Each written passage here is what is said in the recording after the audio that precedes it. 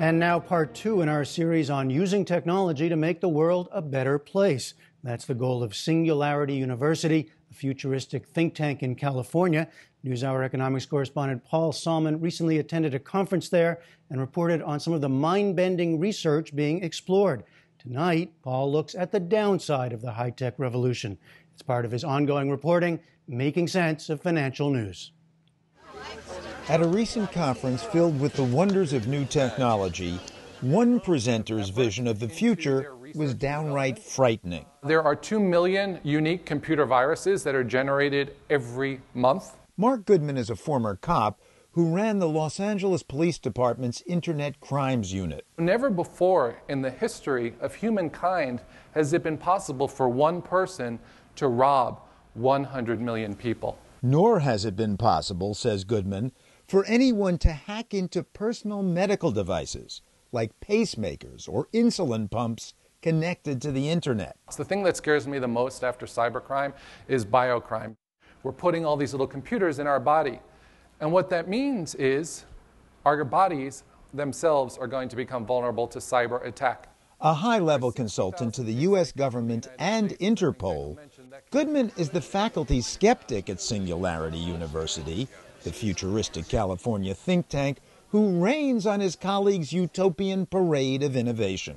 To him, high-octane high-tech is a double-edged sword. I think all of this technology will develop in really cool and interesting ways, but I can tell you at the same time there are bad actors from both the crime and the terrorism perspective that are using these technologies for ill. Now, there's already plenty of bad stuff, says Goodman, like all those computer viruses. But today's hackers are becoming increasingly daring. The bad guys live inside your machine. They watch everything you do. Anytime you type in your bank account or credit card information onto the machine, they're capturing it. They're capturing your passwords. Moreover, computers are becoming increasingly embedded in the hardware around us. The typical new car, says Goodman, has 250 computer chips. And in this Google prototype, now legally riding the roads of Nevada, even the driving is fully computerized. So you could put in bad GPS directions and have a car drive off a bridge. Every day we're plugging more and more of our lives into the internet, including bridges, tunnels, financial systems, hospitals, police emergency dispatch 911 systems, military systems, robotic systems, and there's a history of all of these being hacked. The Stuxnet computer worm that disabled Iran's nuclear program made headlines, but smaller targets are also vulnerable. Diabetic pumps, cochlear implants, brain-computer interface. There are 60,000 pacemakers in the United States that connect to the internet, which means that the internet connects to your pacemaker. It's great when you're suffering from an arrhythmia and your doctor can remotely shock you, but what happens if the kid next door does that? Because it's fun and does it for the lulz. You mean LOL, laughing out loud? Yeah, it sounds crazy, but we've had people hack into, for example, the Epilepsy Foundation and change the computer code on the screen so it would blink really rapidly so that they would generate seizures on the part of epileptics, that type of stuff. Somebody actually did that? Somebody actually did that for what they called the lulz, for the fun of it, for the laughs, to see if they could do it. For almost every upside, a downside. Consider 3D printing. A new way of manufacturing, layer by layer, everything from art to artificial organs. This is a 3D printed model for a prosthetic leg. This is the lower receiver of an AR-15 semi-automatic rifle. It's the only part of the gun that's controlled by ATF. All the other parts you can just buy. This is available for free download on something called Thingiverse. And there's simply no way for the federal authorities to trace it. But again, the sort of technology cuts both ways. Mark Goodman's colleagues at the conference, like Andrew Hessel, extolled biology's coming ability to concoct cures for everything from the common cold to cancer. Cures downloadable as easily as the latest iPhone version of Angry Birds. Today we say there's an app for that. Now imagine if these were viruses, each made for an individual cancer, and they were available for free or 99 cents. That's where we're going.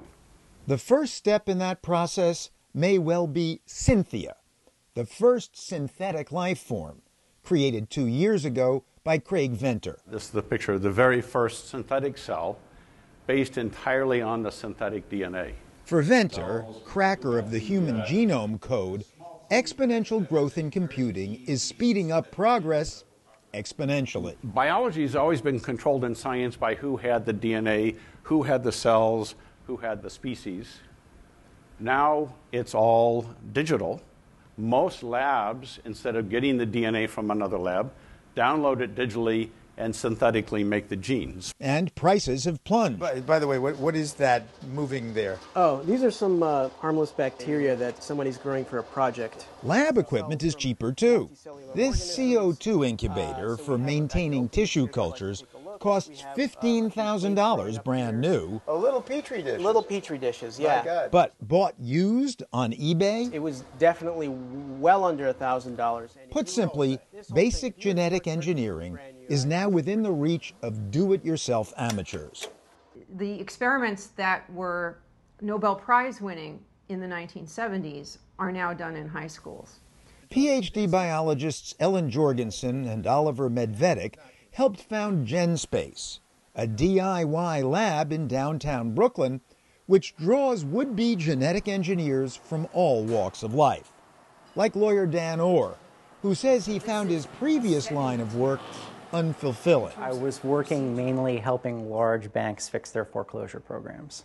So unfulfilling doesn't quite do justice to your discomfort. Probably not. I felt it would be better to work in something that was better both for myself and for society. So Orr is now genetically altering bacteria to detect mold. They'll glow when they sense it. It makes his teacher, Ellen Jorgensen, proud. You just can't really predict where the imagination of somebody creative will lead them in terms of solving a problem that's societal or scientific or environmental. Or maybe creating problems, says Mark Goodman, if the biohacker is so inclined. As it becomes democratized, I can go ahead and capture your DNA and come up with a particular attack that's targeted against you specifically. And all you have to do is shake my hand or something to get some DNA. All I would have to do is shake your hand, get the Coke can that you throw away, get the pen that you sign something with. And then cook up the Paul Salman virus. One and done.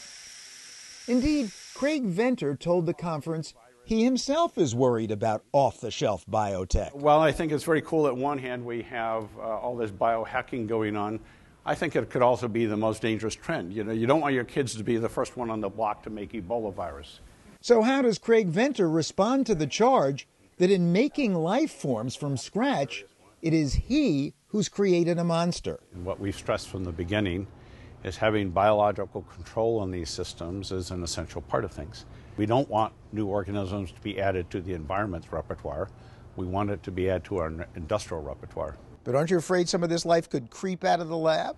I'm not afraid. No, if things are done properly, that won't happen. But a lot of things are done improperly. Well, they're not, actually. There's not been one single accident from molecular biology in almost 4 decades.